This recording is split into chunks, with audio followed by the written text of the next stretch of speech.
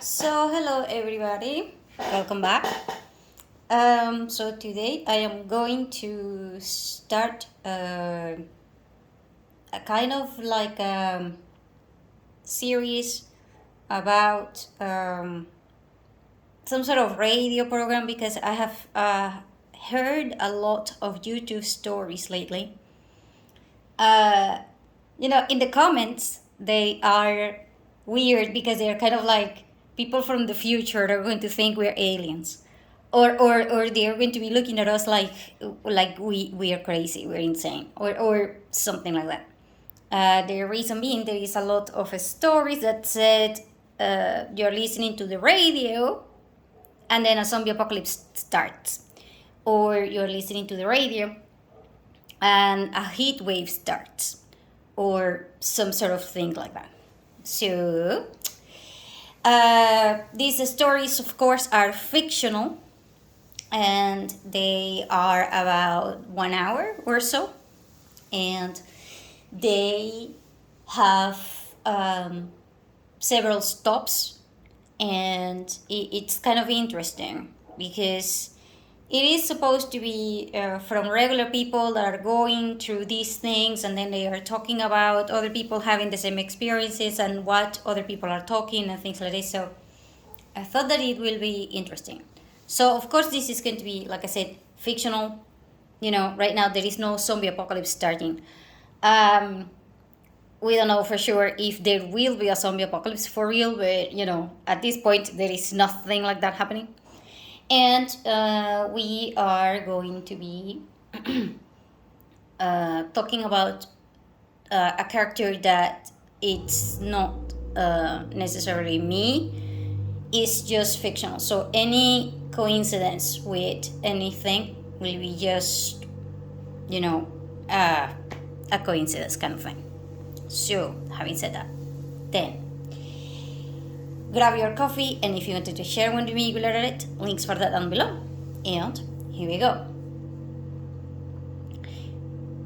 So, I hope that you are alive. I'm guessing that if you're hearing this, it's because you are. So, I guess you're lucky. Or unlucky, as you want to put it. So, having said that, then I'm going to be talking about a lot of things that are happening. I'm not going to tell you how all this started, because for different people it started entirely different. I mean, some people take longer to realize that there is an apocalypse happening, and some people are actually running towards the apocalyptical situation, because even though that you can tell that there is a flood outside and you are in a building, and you could just open your balcony and realize that there is water that covers the first 2 floors or whatever it is, because you cannot even see the cars, and yet you go outside and you choose to ride the elevator. Or there is a fire and then you are choosing to try your cell phone, like doing a live thing while the zombies are trying to catch up with you and then eat you, or whatever it is. This apocalyptical situation is not zombies. And however, people are doing the crazy things that happen in the apocalyptical movies about zombies and things like this. Well, turns out that in real life we are kind of even dumber. So there is a lot of people out there that are making a lot of money throughout these disasters. And so I'm guessing that you could say that humans are helping each other, but at the same time they are not helping at all. And so I guess it's a thing, right? We're humans. We have both sides, okay? And so anyway, if you're wondering about me, yeah, I'm just a student an exchange student. Uh, I'm a freshman, so I kind of suck. However, I'm a foreigner. Therefore, it sucks. I am not going home anytime soon. In fact, I don't think I'm going home like ever. The good news is that I don't think I will have to pay, all the money for the tuition. Mostly because I did not get tuition. And then so I don't know what to tell you about that. I mean, I'm here, I'm stuck, in a foreign land. The good news is that at least I speak the language, but still, it sucks because I'm alone. Uh, and here is the deal. The reason why I'm able to talk to you through the radio is because I have a friend who is a fanatic of the radio things, and so he is, he's currently outside doing a lot of things because he's a guy, and he said, he's going out with the guys, and so I'm alone here, just waiting for them to come rescue me, kind of like if this was a princess situation or whatever. No, in reality, I think it's because I know that I'm kind of like a burden if I was to go out. Mostly because, they in the university, they kind of had to rescue a lot of us because some of the men, that they started panicking and they couldn't move. But most of the guys reacted fast and they were able to help a lot of people. So I guess that is a big difference between, men and women.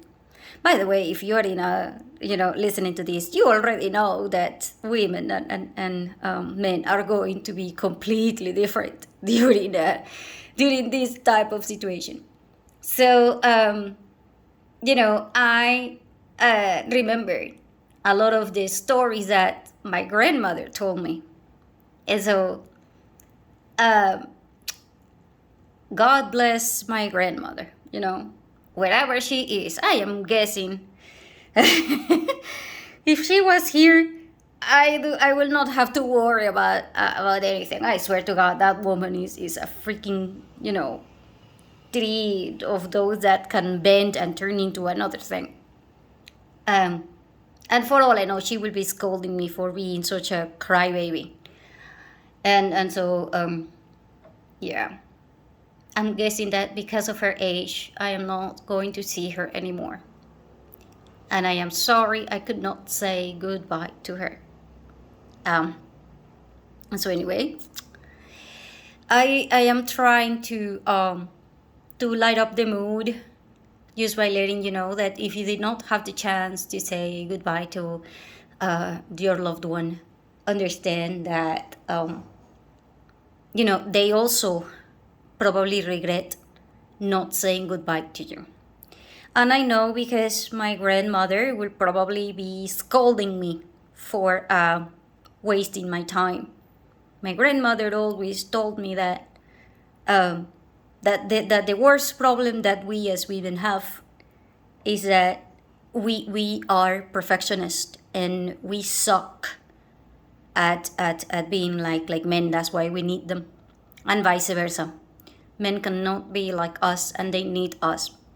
And so she said, that men need us for emotional support. They do not need us for anything else. And so we must develop our own understanding of emotions and things like that. And she said, as crazy as it is, because, we are crazy, you want to understand that whatever you think is bothering you, that's not the reason. And men will not see it like that, but you as a woman will. And therefore, you gotta go deeper and you gotta find yourself balanced in your emotions, because otherwise you are going to become an emotional hurricane and then everybody will be dragged with you.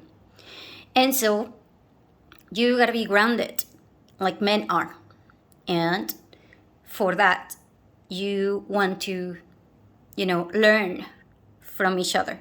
Do it like I used to learn from your grandfather when he died. And so,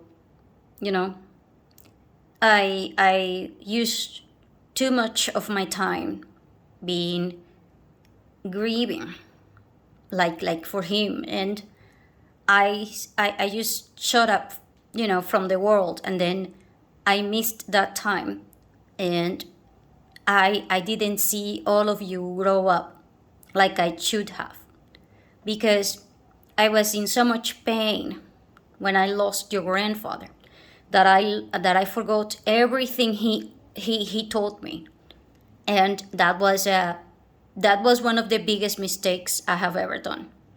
So if you lose someone, you can grieve, yes, but you cannot lose sight of your life. You are allowed to grieve, yes, but you are not allowed to make other people grieve because they are now dealing with you being missing as well. And so I'm sorry I wasn't there for my daughter, which is your mom. And I am sorry for a lot of things. And I don't want you to ever be sorry. And therefore, like I said, you are allowed to grieve. However, you are not allowed to stop living. Just make sure that you remember that. Because if we are ever far away, or if I die, I don't want you to spend all of your time closing yourself up and then not being able to make any kind of connection or having a life. It's not worth it. I'm telling you, I'm old and I cannot get my time back. And therefore, if I'm gone, which I will be by the law of nature, if you miss me, that's fine. You can go to the cemetery once in a while. But if you shut yourself up, I swear I will haunt you. I will come back just to haunt you. And tell you to kick you out of the house and to have you making a living. Because if I had another opportunity, I will try spending my time with the people that care, not being, like a wounded animal licking my wounds all the time, which is something that, unfortunately, we have a high tendency to do. And so, during these times, of grievance, because you are going to be separated from your loved ones, you do not know whether they are alive or dead. They also do not know whether you are alive or dead. They also very likely regret the things that you have said or have not said. And then they also probably regret that they could not say goodbye to you. Now, the thing is that you could have another choice, which is, you can make peace with that, because that pain will never go away. My grandmother told me that every single day she was alone for about an hour with a candle, praying to her husband, and she never stopped loving him, and she never stopped caring about him. But there's a difference between that and she being unavailable in all senses. And therefore, there was a point in which she had to make peace with the fact that, he was dead. And other things, my grandmother told me that in the family, there were people that were missing, that during the wars, like the World War I or World War II or whatever it was, I don't even remember. I don't think my grandmother remembers herself. There were people that were missing in action, and there was not even a body. And there was a time in which family members were crying, wondering whether that person was alive or dead. And sometimes, they heard about people that were declared dead, but then they will appear because it turns out that there was a misunderstanding or a mismatch in the remaining and things like this. So there was a lot of people that went through this same process that we are going through right now. And in the family, they had to make peace with that. And so sometimes, you are separated from people, and you do not know their destiny. You do not know whether they are alive or dead. And that can kill you. And it won't kill you physically, but it will kill you emotionally, and it will kill you spiritually speaking.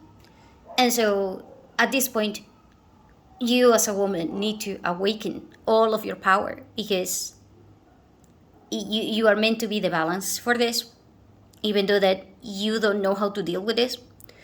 But if you don't find a way, then basically nobody will within your family, because men can try to make sense of this thing, but then if they don't have the emotional support that they need, they will fall into all kinds of addictions and all kinds of horrible things, and they will make certain that everything is destroyed, entirely destroyed. And the reason is that they do not know how to deal with grief. So we as women, we have a different way of handling grieving. And so my grandmother used to tell me all of these things, and she used to tell me that no matter how hard things are, you gotta make two things clear in your head. One of them is that the role of your family and the role of your friends is to have you not killed, or to have you not dead, which is not the same as making you living. And so it's an extremely difficult concept. I swear to God, it is an extremely difficult concept to understand. But my grandmother told me that she had a dream with her husband, and the husband came, with death. There was death in the table, having a coffee with the husband and her, and there was like a choice whether she could be dead or something, and it was like she couldn't speak, but rather it was like a weird thing. She said that she never felt anything like that, and she felt everything was like outside of hers, of her choices or a word or whatever it was. But then, he said that death was paying the bill, as in death was the one who was inviting the coffee. And it's scary, because both of them said that they did not want to die. But then death laughed at both of them. And he said, so you don't want to die, but you don't want to live either. So what the hell do you want? And because you can't have both. Either you are dead or you are alive. Pick one. You cannot, be here on limbo. You are on limbo. And then he pointed at my grandmother, and my grandmother said, I, and then, she asked herself, do I want to die?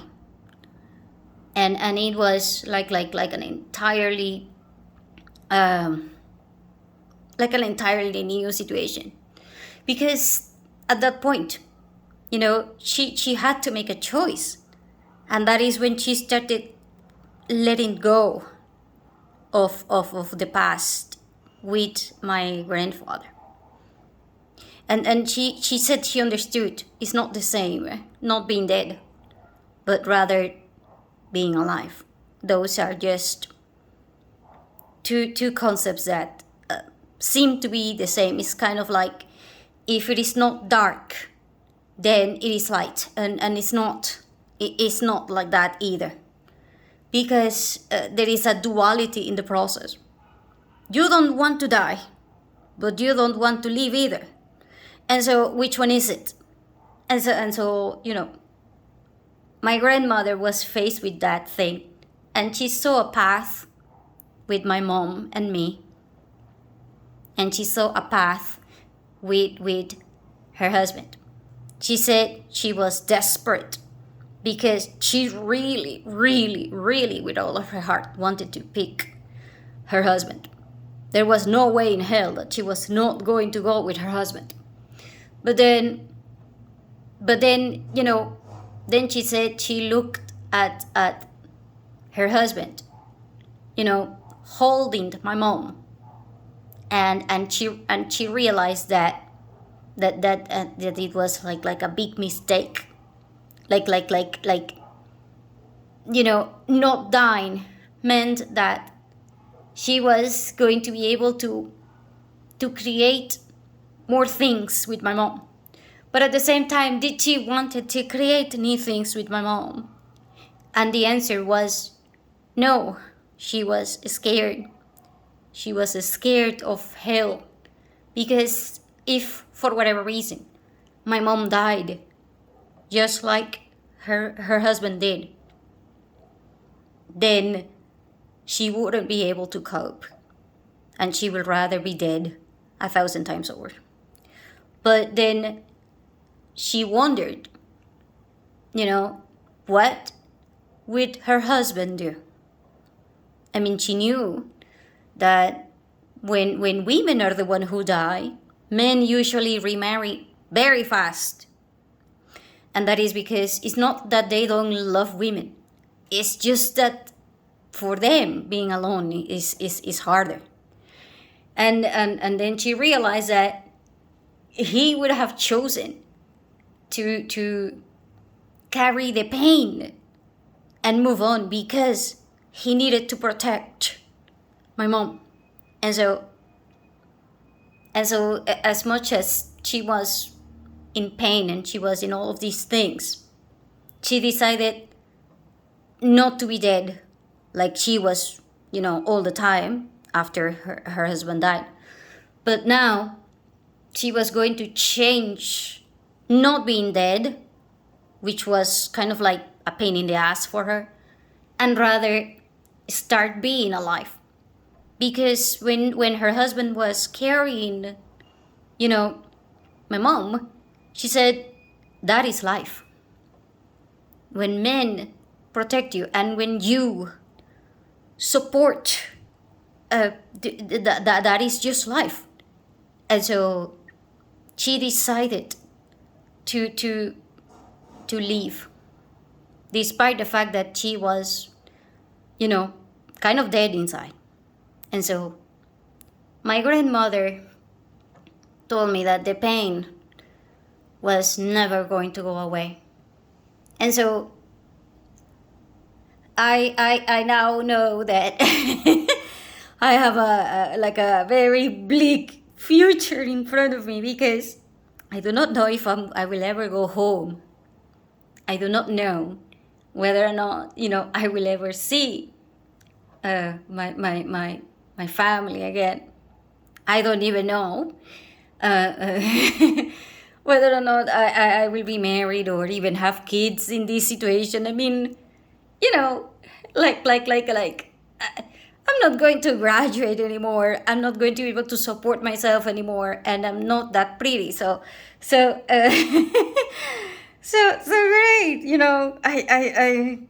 so is this, sense of doubt ever going to go away? And my grandmother told me, oh, hell no, it won't. So now I'm facing the same choice, that my grandmother had. And I'm guessing that, all of you, the listeners out there, are also facing the same choice. I mean, do you just want to continue on the path of you saying, I don't want to die. I don't want to die. I don't want to die. Or are we actually going to try to change it a little bit and say, I want to live.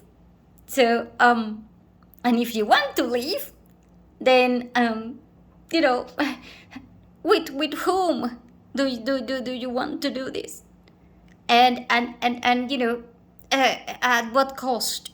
Because making a choice to leave, will come with a severe burden, because you will have to carry for the rest of your life that thing about not being dead, and at the same time you will have to carry that burden with other people that also carry their own burdens.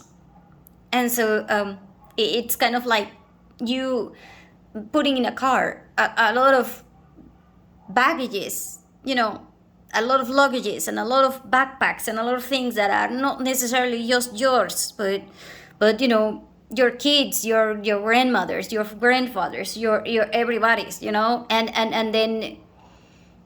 then there is no more room in the car, and so but the thing is that those luggages are not paying a plane ticket. The plane ticket is just for you. They are not for the luggages, especially not the extra ones. And yet, every person will carry their own luggage. And every person will carry extra luggages. Some people will travel lighter than others, but most people will carry a lot of extra luggages. And so, you gotta make sure that your car can carry all of that. And at the same time that the destination is shared. And in order for you to do that, then you need to start about thinking about maybe not how to survive right now, but rather imagining a new life, a new path, like a new choice, like death, inviting you a coffee, and then that thing just telling you, do you want to start over, or do I take you? Because I could take you, but if you choose to leave, then you cannot choose me. And if you are in limbo, I can take you. I can still take you when you are alive, but it's not going to be here. And your luggage will be bigger, because you will have way more memories. And you will have way more things to talk about on the other side, because you will see people, that you care about growing up. You will share more. You will learn more. You will experience more, and you will do so many things more. And yes, I know that it's impossible to imagine that right now. I mean, quite frankly, we are stuck wherever we are. We have no money. We probably have no power whatsoever. We probably don't have running water. We probably don't have a lot of things. But we could start over. And so if we are going to start over, then I don't think it's a good idea to keep repeating the mistakes. Because if we're going to keep repeating the mistakes, then what's the point? Aren't we supposed to be human? Because we are supposed to help each other, and we are supposed to be better. I mean, come on, we can do better, right? It's just that this state of confusion is very hard to navigate. This sense of not belonging is also extremely hard to navigate. This feeling of not being needed, not being part of anything, it is also very, very, very hard to navigate, which is why I am going to talk to a lot of people, and then my next transmission is going to be next week, and it's maybe not next week, but as soon as I can. Okay, I don't even know if I will have power next week, so I will try to figure things out, and then I can't promise you anything. I swear I wish I could tell you a schedule or something, but it is what it is. Okay, we have no schedule. We have no timetable. Hell, I don't even know what day it is. So hell, for all I know, you don't even know what time it is. You don't even know what day it is either. So let's just focus on the now, and I will try to ask around how can we help each other, because I think that will give us hope, and I think that will be like a small tribute to my grandmother, which I do not know if it is alive or dead. If she's dead, I'm just doing this so that she doesn't haunt me. I swear, if she haunts me, it's because I'm doing something wrong. I can't have my grandmother haunt me. So no. Anyway, family dramas should be present another day, right? And if you have family members that are haunting you, tell them that they can have a coffee with you and death, or maybe coffee with you and Jesus, or coffee with you and the Holy Spirit. I do not know, but just tell them to have a freaking coffee with you on your dreams. Maybe you can sit down, because being haunted, I'm told that is one of the worst things that can possibly happen by one of my uncles and one of my aunts, and then, oh hell no. Those haunted stories, I swear to God, they will put, all of the terror movies and the horror movies that are from Hollywood, they will be kind of like a lullaby compared to the haunted stories that I've heard from them. So, oh hell no. Anyway, signing off now. Okay. Hello. Are you still there? Still breathing? Good. If you're a ghost, please don't haunt people. Just honest to God. Anyway. It's just me, your exchange student who is foreigner and freshman. Not sure if this will be able to help you, or if even my English is good enough for you to understand. So anyway, I'm stuck here on this land, and I'm trying to make the best of it, and I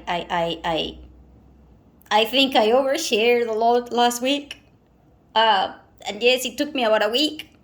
Sorry about that. Honest to God, I'm trying to do these things, as fast as I can. Okay, but not easy. Okay, especially for me. Anyway, so how can you help, and what can you do to deal, emotionally speaking and mentally speaking, and spiritually speaking, and sometimes even physically speaking, to deal with this this apocalyptical situation here.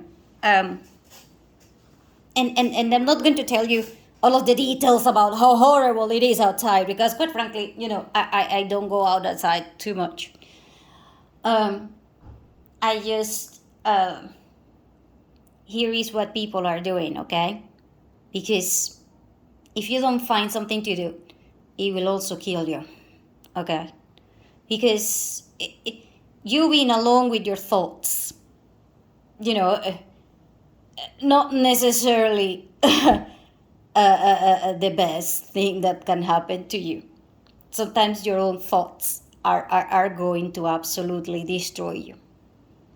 So I have heard a lot of people that are asking for priests and people to talk to, like therapists and things like this. And I have talked to the therapists that are trying to deal with these situations, and they're all telling me that 9 out of 10 people are having mental breakdowns. 9 out of 10 people. By the way, one of the therapists told me that the situation was, in some cases, 10 out of 10, they were mentally ill. Like they will require, medication for at least some of them temporarily, like for sleeping.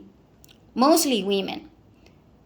This therapist told me that women who do not sleep, they collapse after day 1. And men that do not sleep collapse after day 3. So if you're a man and you don't sleep, you are not going to be horrible the next day, and you will be able to cope, but you won't be able to cope mentally or anything else after day 2 or 3. Okay, so the first day you will be fine. Women, however, will not be fine. And so they are asking people that if you have a garden with natural herbs like chamomile or whatever it is, just to sit down.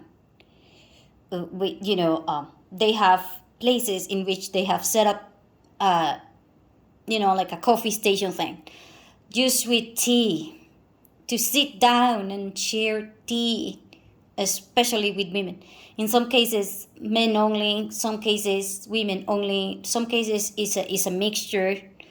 But certainly you need something to help you sleep. And so they are asking people that if recognize natural herbs and things like this, that they can help. The other thing that it is very important is that if you are a trained therapist or whatever it is, to volunteer. If you are a priest, to volunteer. All of the rooms that are especially for talking, they are insane, because now there is no one that you can call. There is no emergency call line that you can just access through your phone or whatever it is. And so the despair of you not being able to reach or even ask for help, even if you're going to be denied, that is not even an option. And the therapists are saying that most people are struggling with separations. So there is a lot of firefighters and paramedics that are asking people to, if they are with anyone within their own groups, to make preparations and communication plans in case that they get separated for whatever reason again. So let's say, for example, that this shelter is no longer safe for whatever reason. If you need to evacuate and then they evacuate you to center A and somebody else to center B or whatever it is, then you will be separated again. So they are asking people to make a communication plans. There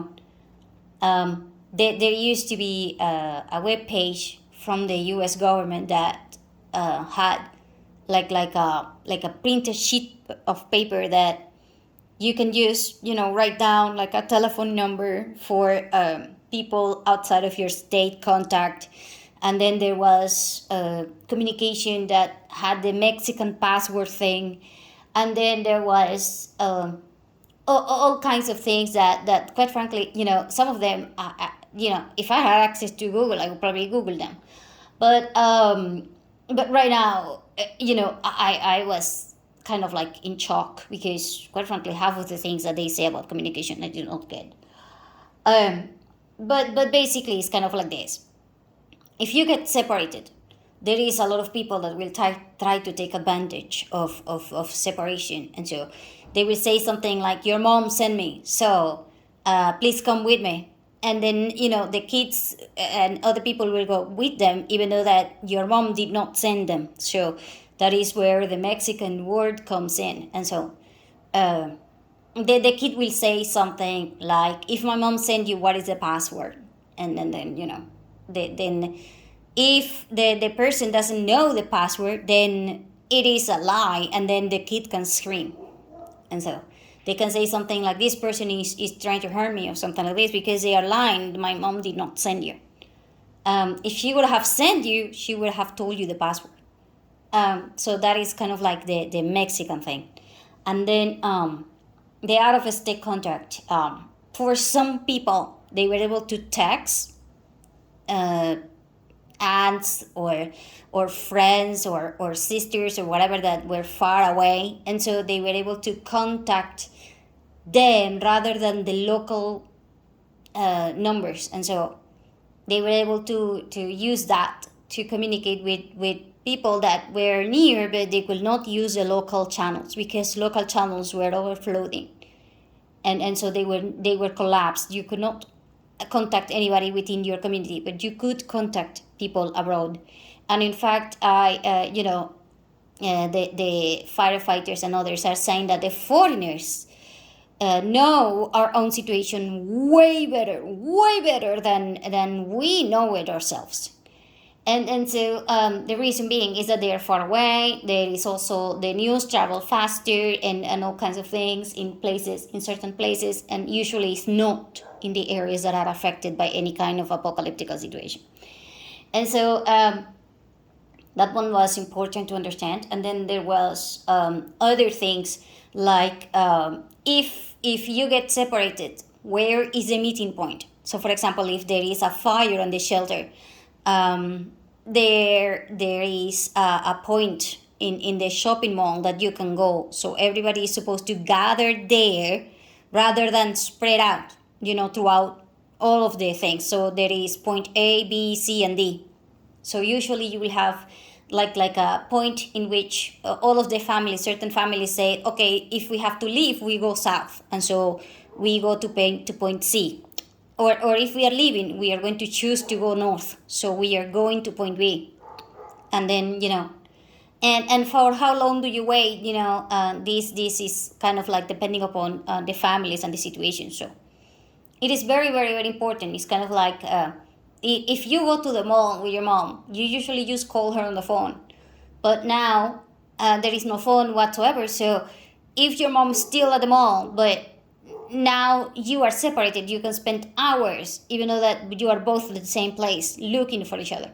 So the best way will be to either go back to the first store when you last saw each other. This one has a problem that you might have seen your mom, but she might have not seen you. So sometimes it works, but most of the times, this kind of logic will not work. Other people will just go to the car, because no matter where you are in the mall, you still need to get out of the mall through the car. And so, a lot of people will use that. And there is a lot of people that will do other stuff. Like we go to the the security office, and then we announce that we are looking for this person at the security office. Or you could do other stuff like whatever it is. I don't know, because it will depend upon the situation. But basically, all of the emergency responders, the officers, everybody is just asking people to come up with the communication plans, because otherwise separations will happen. And those, no matter, I don't care if you are even in a zombie apocalypse, the problem is still going to be separated. And every single time that you get separated, it affects men different than the women. If a woman is separated from the men, they are very likely going to fall into depression. But if a man, gets separated from their groups, they are very likely going to become addicted to anything, like alcohol, whatever it is that they can find. And so separation is going to hit us differently. And so you want to understand this one as well. It's very, very, very important that you understand that men and women are meant to complement each other, and we are not going through the same process. You're thinking that everybody is feeling the same or reacting the same or whatever it is, but we are not the same. And so it's very, very, very important that you understand yourself and you understand things so that you can make peace with yourself. So, for example, the therapists are saying that people are like in a crossroad. So there is a turn right or turn left, and you are in the corner. So there is a lot of people that will choose to go back. They will not make the decision. They will not turn right or left. There is another people that will stay in the road forever, thinking about, who to follow. If that person goes left, then I'm going left. If the other person goes right, then I'm going right. There is another people that will go kind of like I'm flipping a coin. There is other people that, they are making the decision through sitting down and waiting, and they are even waiting for animals to show up. And if the animals go to the right, then it means that very likely they are running from the left, so we are not going left, we're going right. So there is a lot of people that are just sitting there waiting for a hunch to just show up. There is other people that are praying in the corner and they are never making a decision, but they are praying and they keep praying for everybody else who is passing through this thing so that they can have a safe journey kind of thing, but they are not taking the journey themselves. So whatever you do when you are in these crossroads, understand that there is nothing wrong with the crossroads, and there is nothing wrong with you, taking your time. There is a lot of people that will know immediately, like, oh, hell no, I'm taking right. That's it. They won't even, second guess or anything. They don't care. They just are going to run with it. But there is a lot of people that just will not be able to overcome this thing. Because the thing is that once you turn right, you cannot go to the left. And there is a lot of people that turn right and then they regret the entire journey because they did not take the left. Now, the reason why they did not take the left is because they did not know better. Meaning, you did not know your own mind. You did not know what were your priorities, as in what was the most important aspects that you took into consideration when you were making the decision. So, for example, if you follow somebody and they make the right, then your mind was kind of like, I'm a follower and I think that I need to go with this group. So your mindset was kind of like in a group setting. So if this is a group setting, that means that you need to be part of this group. If you are not like this group, or you really don't belong into this group, then this decision is not necessarily the best for you.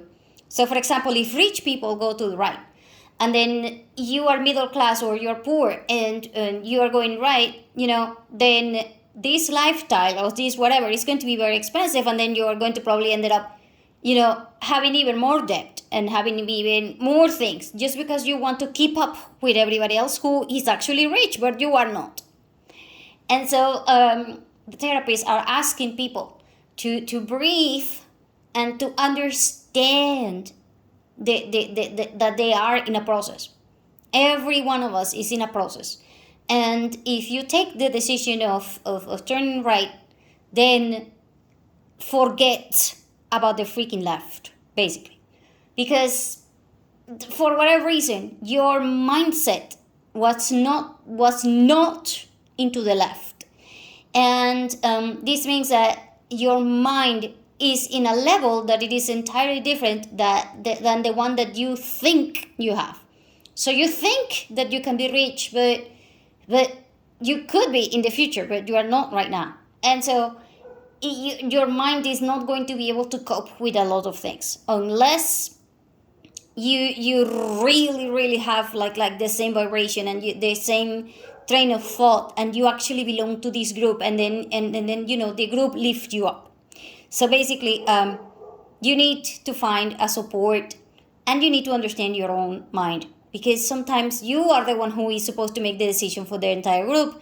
Like, for example, if you are a man, and then if you are a man and you're making the decision, but then everybody hates you, or nobody follows you, and then there is a lot of issues, then it's going to be like a problem, like a thing. And so respect is extremely important, and the respect, it is not something that you can just say, you can get just because you have a penis and you're a man. Hell no, especially not right now.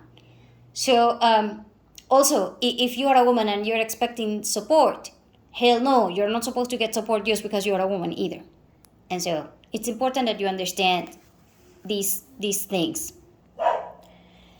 Anyway, I had to take a break. I'm sorry about that. It's just that in the shelter there is a lot of people that require pets, either for emotional support, or just for whatever reason. And so there is a lot of people that are asking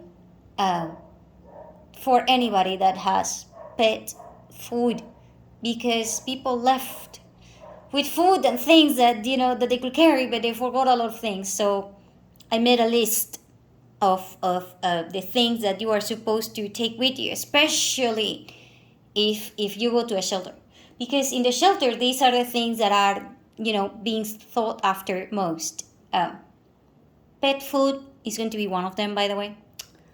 Pet medicine is going to be one of them also. There is a lot of need for trash bags, especially the black ones. And some people will ask for yellow ones or other colors. But trash bags, like the ones that are big and all of that, they are extremely important in shelters, and they are extremely important for everything, because you can make a lot of things with those. And so a lot of people are asking that if you have a lot of those, please give some of them to the shelter. There is, of course, the part about taking blankets, pillows, things like that. It's extremely important, especially right now.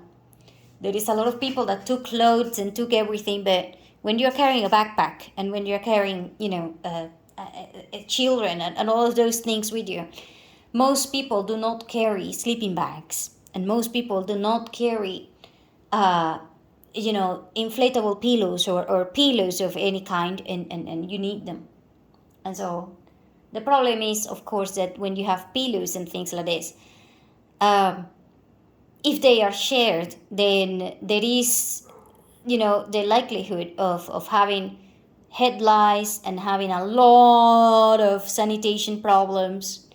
And so there is a lot of people that are asking for laundry detergent, especially bleach and things like this, so that they can, reuse things for other people.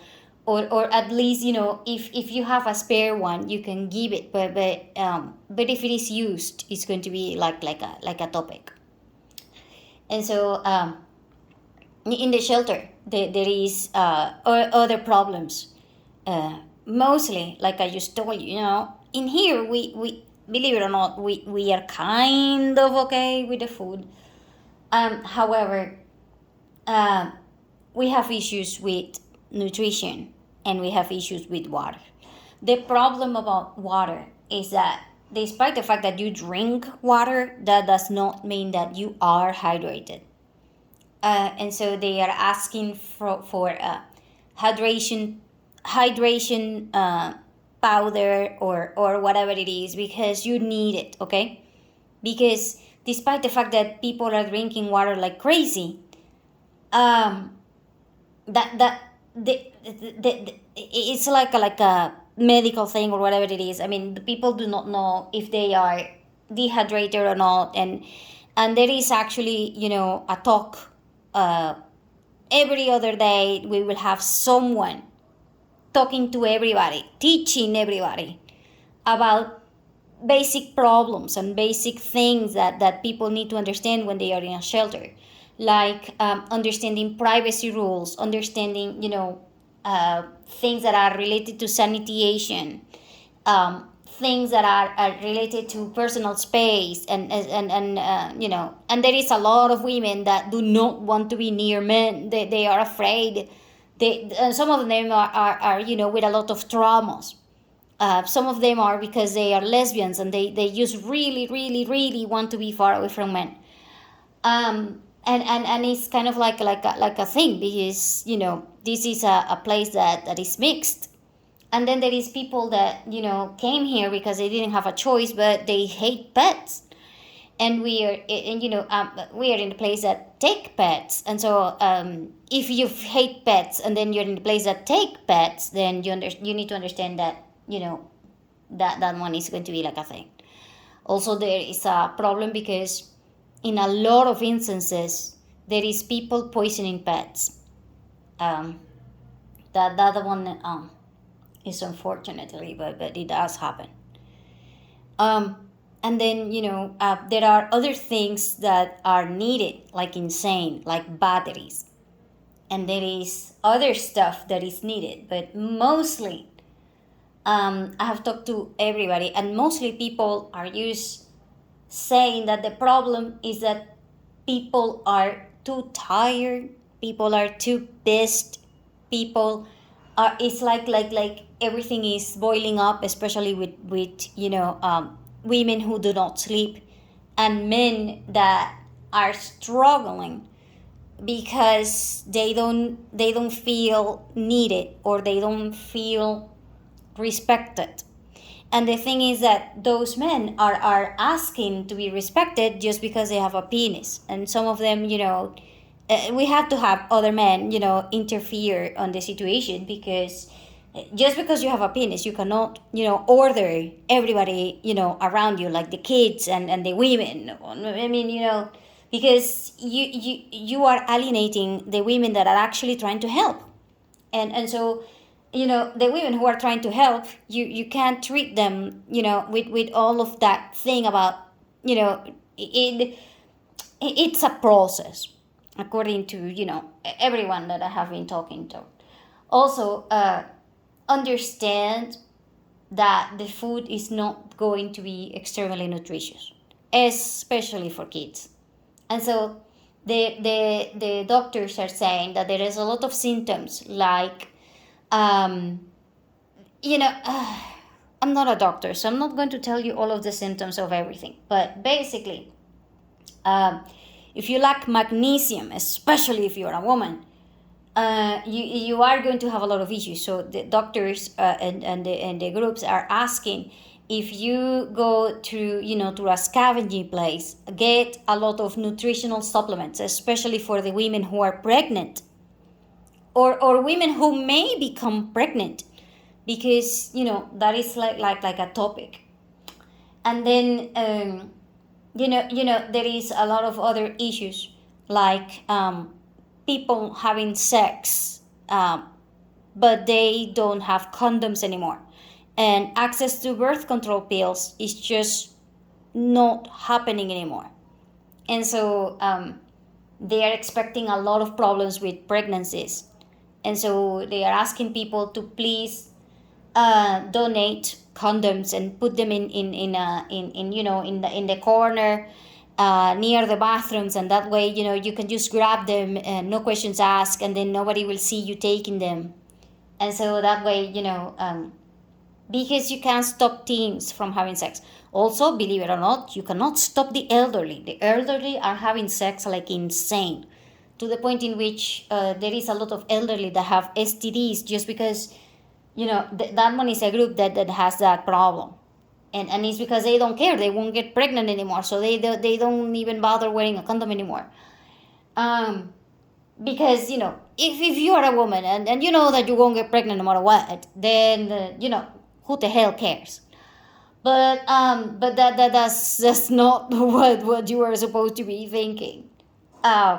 So there is I swear to God, I'm learning a lot in these past few days with these people, talking to them, but at the same time, I know I did not graduate. I know that one. And I know that I did not study a lot, okay? And I know that one. I also know that, I'm not the smartest because I did not get a scholarship or anything like that. I'm here because I was lucky. I got a lot of companies back home that decided to support me because I kind of won like a thing or whatever it was. But basically, it was kind of luck. Um, or unluck. I don't care how the hell you look at it, but I'm here. And, you know, sorry, I keep getting interrupted also, like I said. Um, like I was saying, before I had to get interrupted, there was a problem with rats. Yes, rats. Quite frankly, I do not like cats. I'm not a cat person. I'm not a dog person either. But it's like a thing. The pest problems. You will have problems with both things: the pets and the pest. I mean, uh, when was the last time that you checked for termites, and when was the last time that you checked for rats? Because quite frankly, because of all of the problems for the apocalyptical situation that we are having, animals are also having the apocalyptical situation. And guess what? They are not, you know, what will you rather face? The weird humans and the scary humans, or Mother Nature and all of the things that are related to you being absolutely dead, certainly. So there is a lot of, pests that now they are not afraid of us. And so dealing with rats, quite frankly, I'm happy that we have pets here because the cats and the dogs that we have here, some of the dogs, because quite frankly, a lot of the dogs are just scary dogs, but some of the dogs are actually hunting rats, and so it has been a lot of help. In other shelters where there is no pets, then they are having a lot of issues with even snakes coming out of the walls, and there is a lot of scorpions and weird animals all over the place, and quite frankly, the pets are actually helping us. And so it's one of the advantages of having them versus you not having them. And so anyway, I gotta go because quite frankly, I was just so freaked out about the rats that were the size of my arm. I